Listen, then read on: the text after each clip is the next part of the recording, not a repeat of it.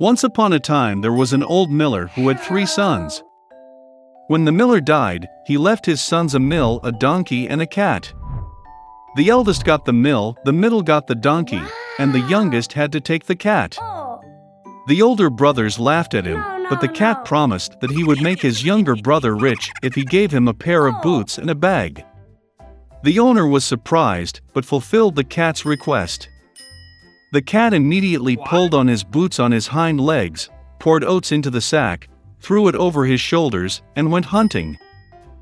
In the forest, he opened the bag, threw it on the ground, and hid himself in the thickets.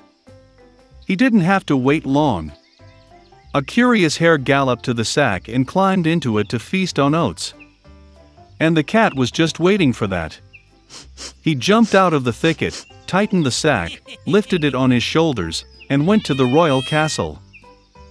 The king of that country was a great lover of good food. The cat bowed deeply to him, handed the hare, and said that it was a gift from his master, the Marquis de Carabas. The king was pleasantly surprised by this surprise. The cat bowed like a real nobleman and hit the road. Goodbye. The next day he went hunting with the sack again. This time he managed to catch 2 fat partridges. The king was delighted to see another pleasant gift. For several weeks in a row, the cat continued to wear partridges and hares to the king.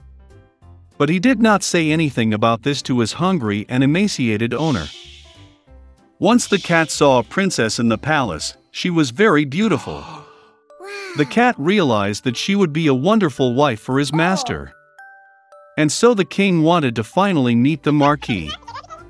The cat replied that they could find him tomorrow for a walk where the mills were.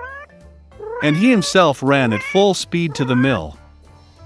Seeing the owner, the cat said that tomorrow he will need to swim in the river, and then his life will change. The next morning, as soon as he got into the water, the cat grabbed his clothes and hid them in the bushes. At that moment the royal carriage appeared on the road. The cat jumped out onto the road and shouted at the top of his lungs, "Save me! Help! The Marquis de Carabas is drowning!"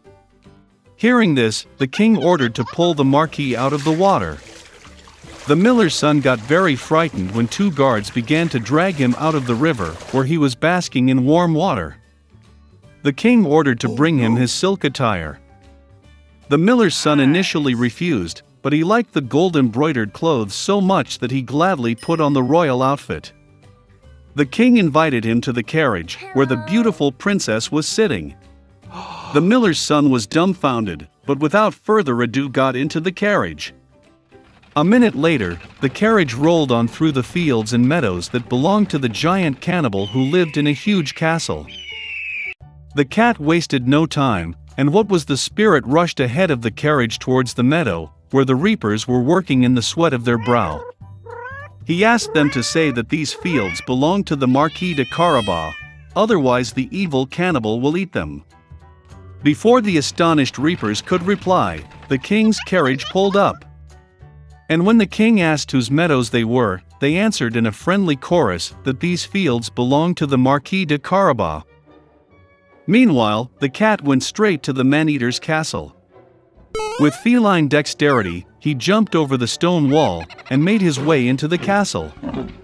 The cannibal was sitting at a large table laden with various dishes. Seeing the Puss in Boots, he was greatly surprised at such impudence. The cat began to tease the giant and said that he could not turn into a lion. Before the cat had time to utter these words, the cannibal turned into a huge lion with a shaggy mane.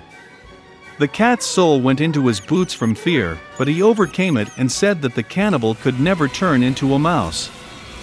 The terrible lion disappeared, and a small mouse appeared in its place. And that was all the cat needed. In the blink of an eye he caught up with the mouse, caught it, and ate it. At this very time, the royal carriage drove into the castle courtyard. Opening the carriage doors, the cat bowed politely and said that he was glad to see everyone in the castle of the Marquis de Carabas.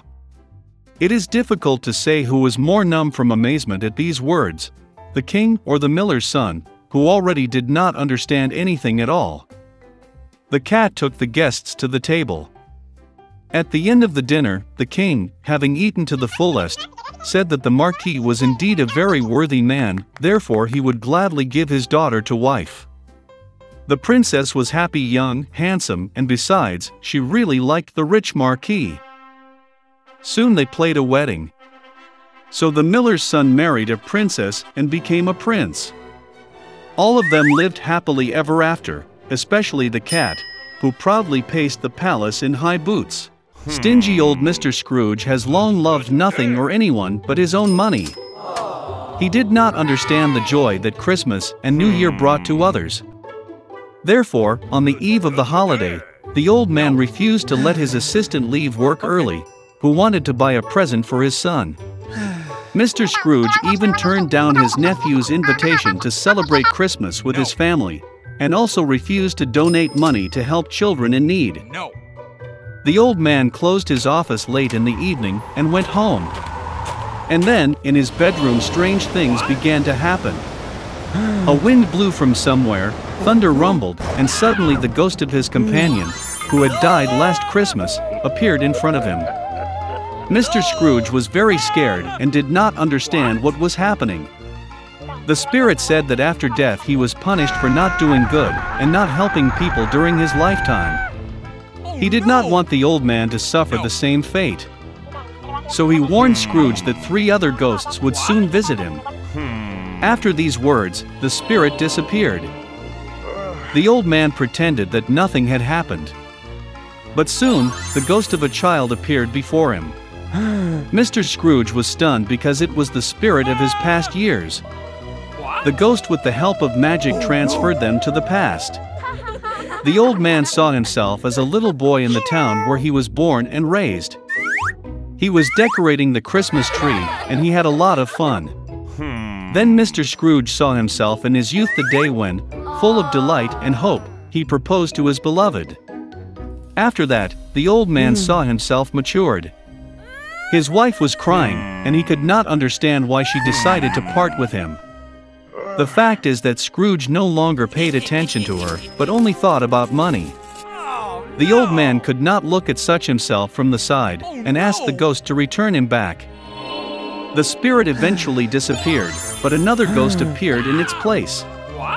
He carried Scrooge to his assistant's home on Christmas Eve. The whole family was sitting at a poor table. The old man was sure that they all hated him, but he became convinced that this was not so. The aide offered a toast to Mr. Scrooge's health, and his wife very willingly joined the toast.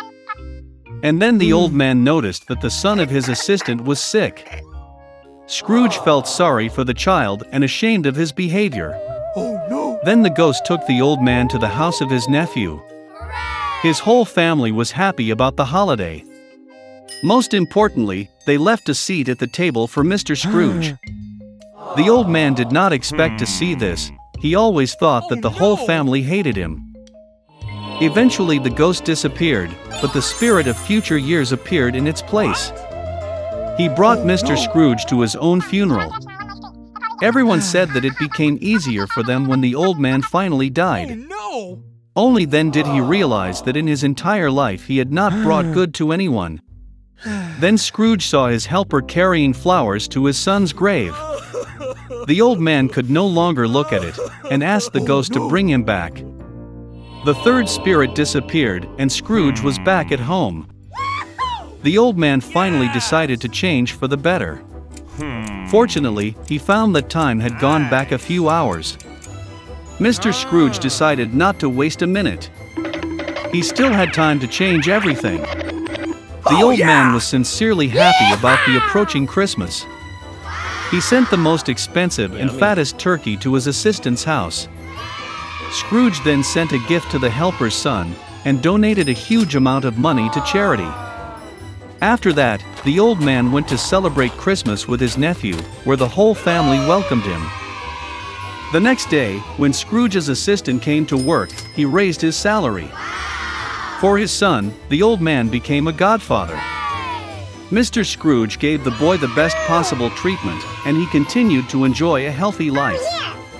Since then, The stingy old man has become the kindest and most generous person in the city, and has earned universal love and respect.